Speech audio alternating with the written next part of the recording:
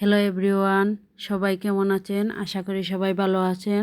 তো আজকে আমি রান্না করব কাঁকরোল ফুলের বড়া। তো প্রথমে মাঝারি সাইজের 3-4টা কাঁকরোল ভালো করে সিদ্ধ করে মাঝের এই অংশটা চামচ দিয়ে তুলে রাখবো পুরের জন্য, যেহেতু আমি কাঁকরোল ফুল করব। তারপর পরিমাণ মতো শস্য বেটে রাখলাম পরিমাণ মতো। এখন কড়াই বসিয়ে দিয়ে দেব তেল। তেলটা যখন গরম হয়ে আসবে, পুরের জন্য রাখা কাঁকরোলের মাঝের অংশটা দিয়ে দেব তেলের মধ্যে। তারপর দেব বেটে রাখা শস্য। এখন দিয়ে দেব মশলা, পরিমাণ মতো হলুদের গুঁড়া, তারপর পরিমাণ মতো মরিচের গুঁড়া।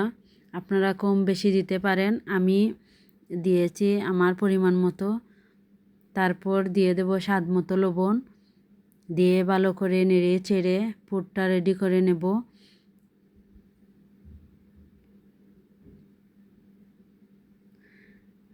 তো হয়ে গেছে পুর কাঁকরোলের।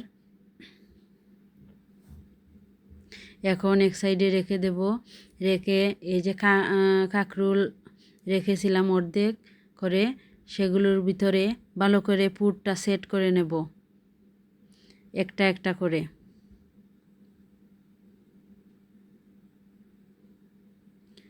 তো সেট হয়ে গেছে।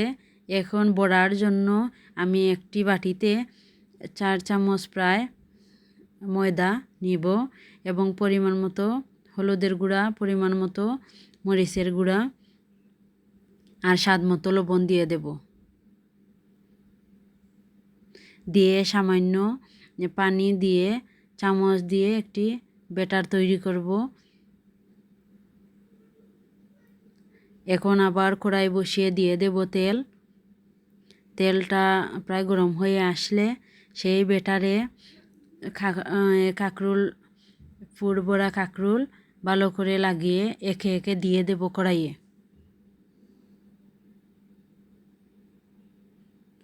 তো এক পাশ যখন ভাজি হয়ে আসবে, তো অন্য পাশ উল্টে দেব।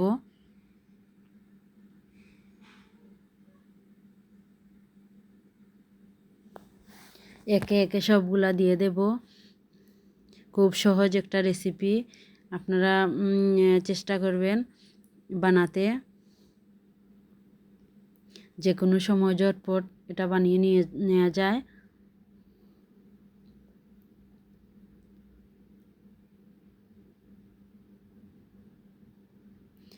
তো এক সাইড হয়ে গেছে ভাজি, তো অন্য সাইড উল্টিয়ে দিয়ে দেব, উল্টে পাল্টে ভালো করে নামিয়ে নেব। এটা যেমন হয় খুবই মচমচে, তেমনই হয় খেতে খুবই সুস্বাদু। এটা আপনারা ভাতের সাথেও খেতে পারেন অথবা সসের সাথেও খেতে পারবেন। তো দেখবেন এই রেসিপিটা, প্লিজ কমেন্ট করবেন, সাবস্ক্রাইব করবেন।